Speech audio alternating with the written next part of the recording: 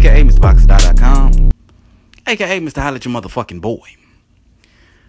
So Terence Crawford stops Julius Indongo in the third round and becomes the new undisputed junior welterweight champion of the world. He is now collected to the WBA, WBC, IBF, and WBO and Ring Magazine belts. Dubbing him as the best at 140. No argument, no dispute there. No debates, nothing at all. Nothing you could say. All right.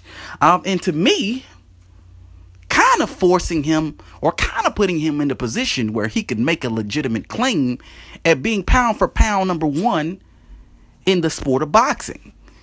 He is the only undisputed champion in boxing today. Not only that, but his resume. I mean, well, look at the guys this guy's fought, man. I mean, he's fought all the top guys at 135 at that point, all the top guys at 140.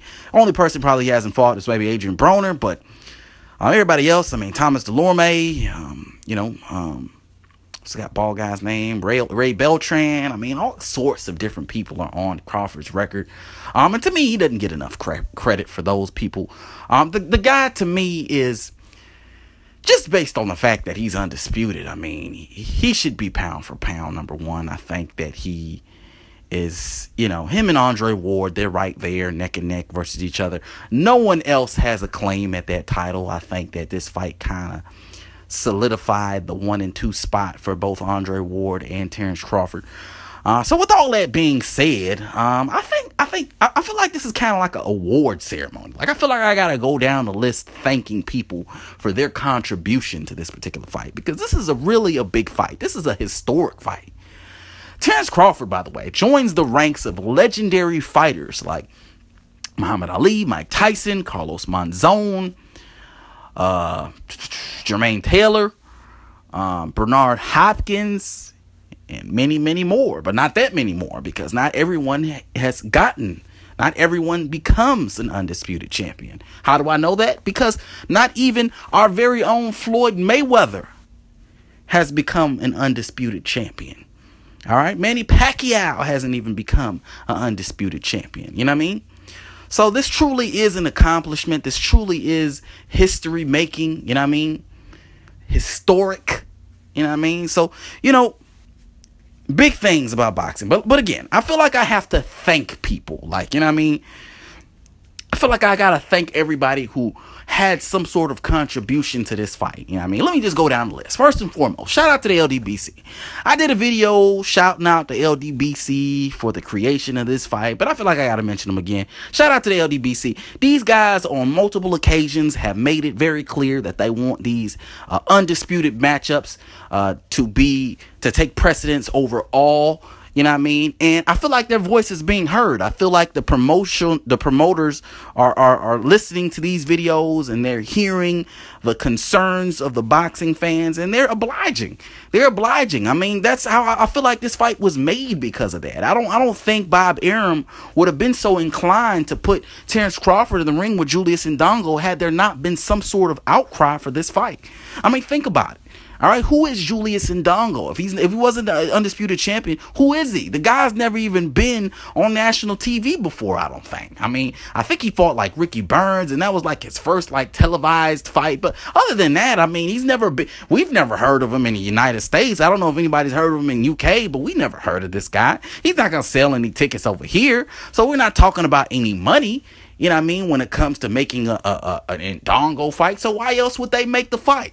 Why else would they make a fight like this had it not been for the fact that it's a historic fight in Crawford, and they want to oblige the fans by making Crawford an undisputed champion. You know what I mean? So I feel like the LDBC deserves their credit for the role they played in this fight happening. I feel like Bob Arum deserves his credit, because again, he put this fight together more than likely solely for historic purposes rather than a financial gain. I think he could have put Crawford in the ring against people who would have made him a lot more money, and that would have been good for him. That would have been better for him financially. You know, I don't think he had any real incentive to want to get this done other than to, again, oblige the fans. You know what I mean? You know, of course, you could make the argument and say that maybe he didn't have any other opponents lined up or anything like that. But, you know, fuck all that. Bob Arum could have found somebody who had somewhat of a name, and it probably would have generated more income than a Julius Indongo, in my opinion. You know what I mean? Because no one's heard of Indongo. You know what I mean? No one's heard of this guy. So, you know what I mean? So, you know, why else would this fight be made if not to unify? You know what I mean? So Bob Arum deserves his credit. I think that Terence Crawford deserves his credit, of course. You know what I mean? For being ambitious enough to take a fight like this, because, you know, he's to me, you know, even before this fight, he had kind of proved that he was already the best at 140. He didn't really need the belts to establish that, in my opinion. I think most people knew Crawford was the best at 140, but, you know, this belt kind of stamps it. You know what I mean? I mean, this fight kind of stamps it, but, you know, most people knew, so he really didn't need this fight. So Crawford deserves his credit. But first and foremost, I think Julius Indongo deserves the most credit, because to me, Julius Indongo had, he didn't have necessarily the most to lose. He kind of had everything to gain here, but, you know, he could have went about this a different way. I mean, this was a huge risk for Julius Indongo. I mean, the guy has no brand, and he's going into the ring against a pound-for-pound fighter. I mean, he could have went overseas. He could have built up his brand a little bit more. He could have fought overseas and fought in Africa and probably lined up all bums, got a few title defenses, you know, earned a few paychecks, and really milked those belts. You know what I mean? That would have been the more sustainable route to go than to go after a Terence Crawford right away, which was a very ambitious move by him.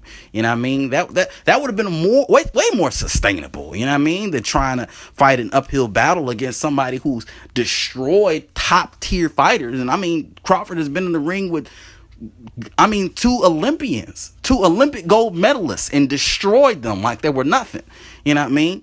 So, I mean, the fact that was done, I mean, that kind of, but you know, whatever. That don't really mean shit to a fighter, but you get what I'm trying to say. Like, this was a huge risk for Indongo. Now that Indongo has lost this fight, where does he go from this point? You know what I mean? No one really knows him. Who's going to want to fight him at this point? He didn't really have a name. Yeah, he fought Crawford, but what else does he have to show? No belts, no name equals no fight. You know, boxing is a fucked up sport. You know what I mean? It's either win or go the fuck home, literally. You know what I mean? In basketball, you win and go home for the summer. In boxing, you win and go home forever. You know what I mean? If you can't find a fight, you can't fight.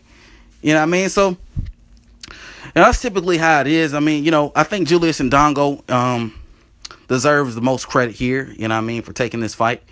So shouts out to all these people, man. Shouts out to Crawford, Indongo, LDBC. All you guys deserve your credit for the contribution made to this fight. Again, this is a historic fight. This is a man.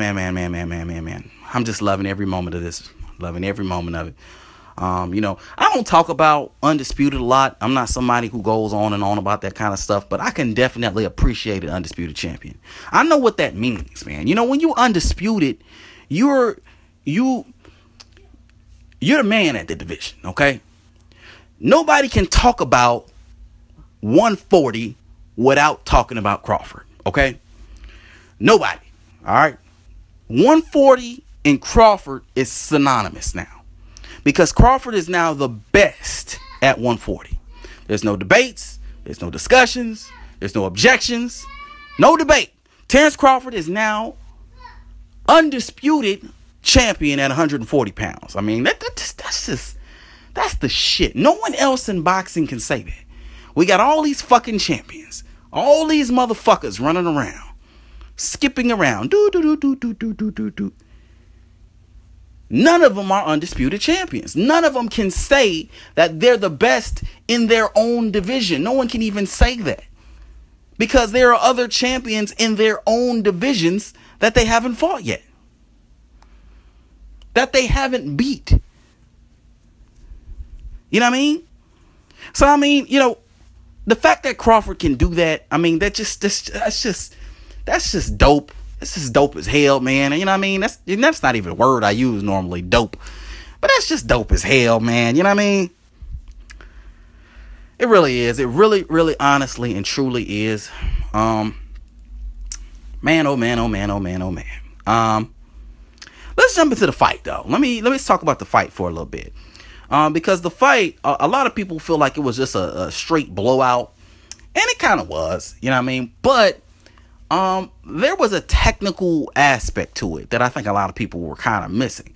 And Terence Crawford, man, this man really does have a wide variety of skill sets. He really does.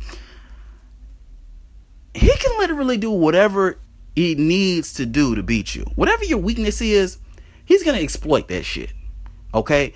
Terence Crawford is legitimately good at everything. And this is what I mean when I say my favorite fighters are the fighters that are the most versatile, meaning they could do the most.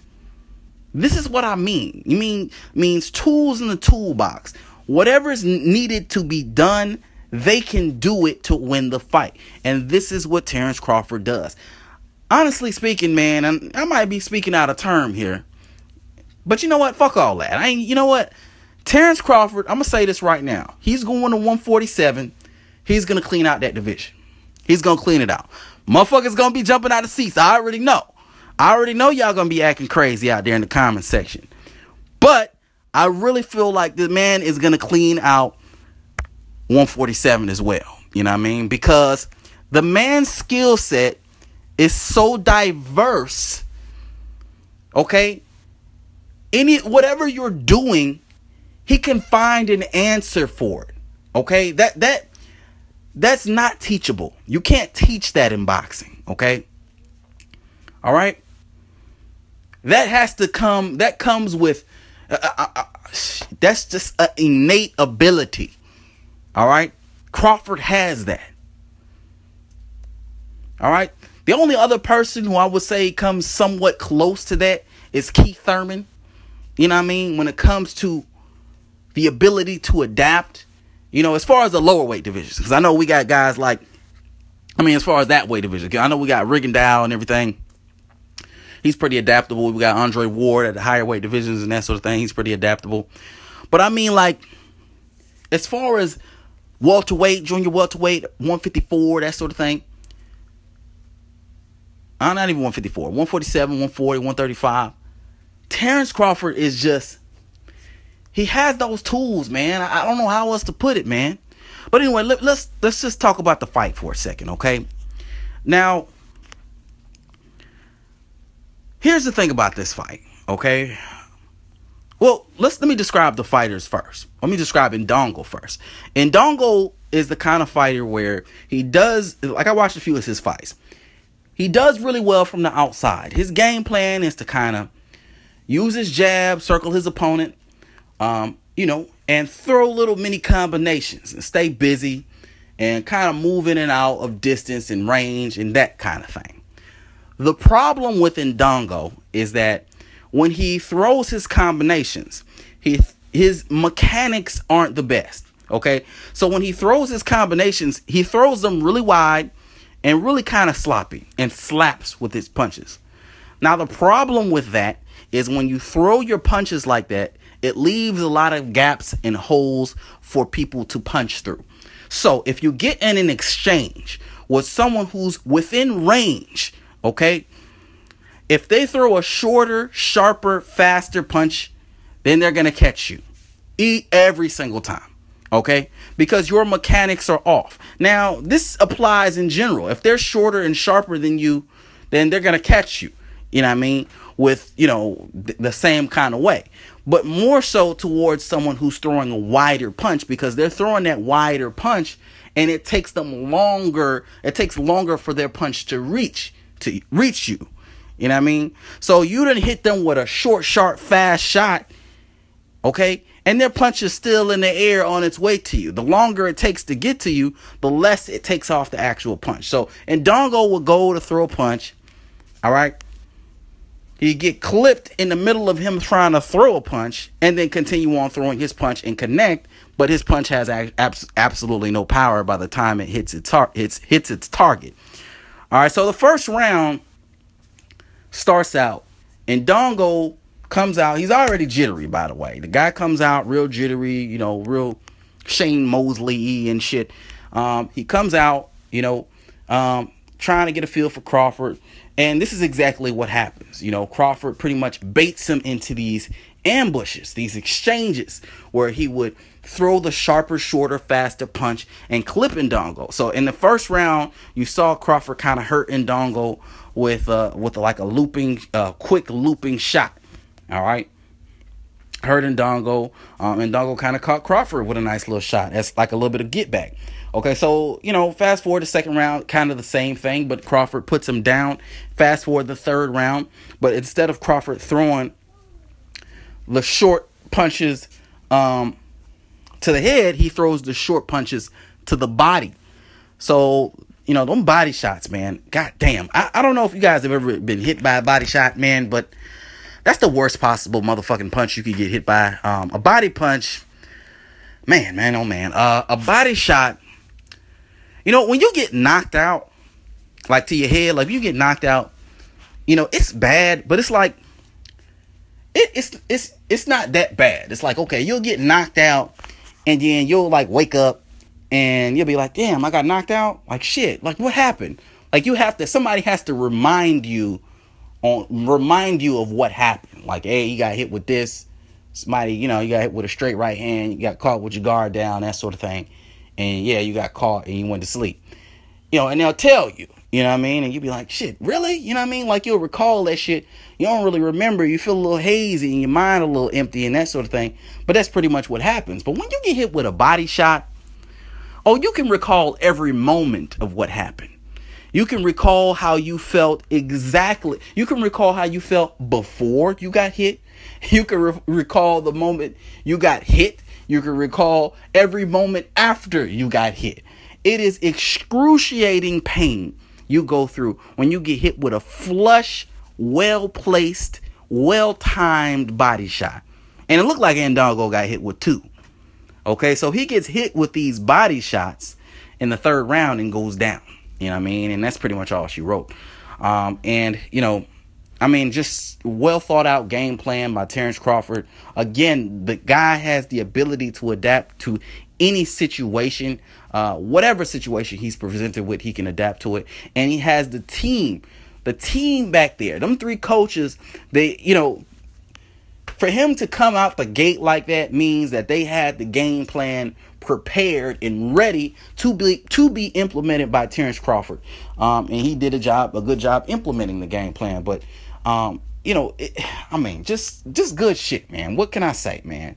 Just really good shit, man. You know, puts Indongo out in the third round in what was supposed to be a historic, undisputed, possibly equally matched competitive fight, and it was a complete blowout by Terence Crawford, man. And you know, I mean, that just goes to show you how great this man is now. And yes, I'm using the word great. You cannot, he's no longer good. I think he's touched down on greatness now at this point. He's touching down on greatness. I think when you talk about Terence Crawford, now you have to say this man is great. Now you have to start thinking about, man, great. That's a great fighter. You know what I mean? You know, it's that kind of conversation you have to have when a man becomes undisputed in his division. All right. And he does it the way Terence Crawford did it. This man completely cleaned out the 140 pounds. Let's not pretend that he just picked up one belt and then just picked up all the belts and then went after the champions and that sort of thing. No, this man systematically defeated every single competitor that was worth mentioning at 140 pounds. Everybody. Okay? Every single person. Aside from maybe like Amir Imam, you know what I mean? Or who just lost to what's the guy's name? The guy Adrian Broner fought. I forgot his name. Or Lucas Matisse, who lost to Victor Postal, who lost to Terence Crawford. So I mean, the guy has cleaned out his division. cleaned it out thoroughly. I mean, clean, crystal clean, sparkling. We have a sparkling 140-pound division. You know what I mean? All thanks to Terence Crawford, man. So, you know, once again, congratulations to Terence Crawford on becoming the undisputed champion of the world. Big things going down for Terence Crawford in his future. Can't wait to see what he does next. I'm going to be back with another one talking about the aftermath. But anyway, let me know what you guys think. Hit up in the comment section below. You can also hit me up on Twitter, BoxX or X dot. Facebook, box -sign or -sign dot. Like the video, subscribe, all that bullshit. But until next time, it's your buddy Dynamite signing out. Holla at your motherfucking boy.